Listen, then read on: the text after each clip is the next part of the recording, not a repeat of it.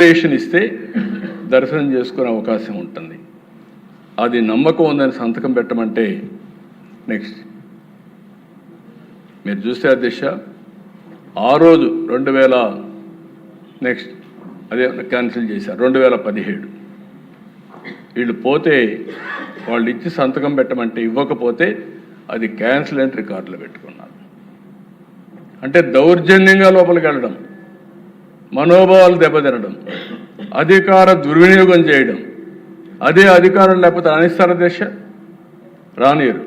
అధికారంలో ఉన్నారు కాబట్టి, ఒక పార్టీ అధినేత కాబట్టి అక్కడ ఉండే ఆచారాలు ఏమైనా పర్వాలేదు నా ఇష్ట ప్రకారం చేస్తారనే అహంభావంతో పోవడం, దానిపైన ఇవన్నీ చేసే పరిస్థితికి వచ్చారు. నెక్స్ట్ అధ్యక్ష ఒకటే కాదు, ఇవి నేను చెప్పినట్టు కొన్ని విషయాలు టీటీడీలో జరిగాయి, తిరుమల తిరుపతి దేవస్థానంలో జరిగాయి. మొత్తం రాష్ట్రం అంతా కూడా హిందూ మతం పైన దాడి.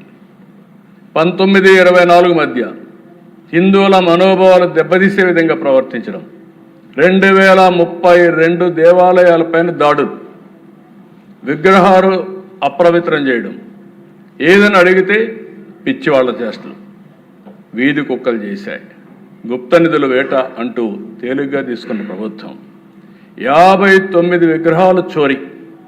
నాటి ప్రభుత్వ దాడులు కుట్రదారులపై ఎలాంటి కేసులు బుక్ చేయకుండా ఏది కూడా లాజికల్గా పోని పరిస్థితి.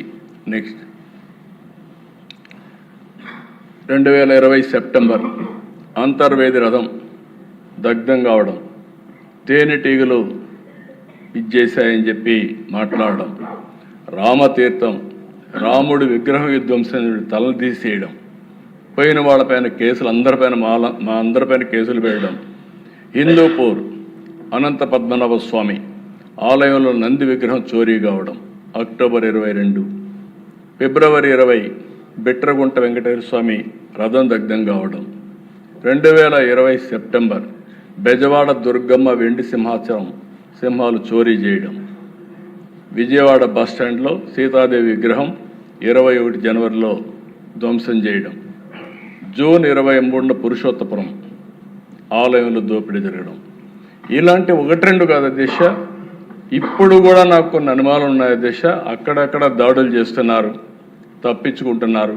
నేను ఒకటే ఈ హౌస్లో చెప్తున్నా, ఎవరైనా దేవాలయాల జోలికి వచ్చినా, ప్రార్థనాలయాల జోలికి వచ్చినా ఈ ప్రభుత్వం ఎట్టి పరిస్థితుల్లో ఉపేక్షించమని గట్టిగా వార్నింగ్ ఇస్తున్నా, డెమాన్స్ట్రేటివ్గా చేసి చూపిస్తామని చెప్పి కూడా నేను మీకు తెలియజేస్తున్నా.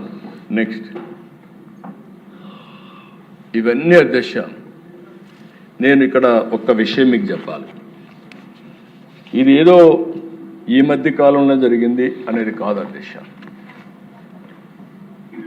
రాజశేఖర రెడ్డి గారు ఉన్నప్పుడే ప్రారంభమైంది. రాజశేఖర రెడ్డి గారు ఉన్నప్పుడు అధ్యక్ష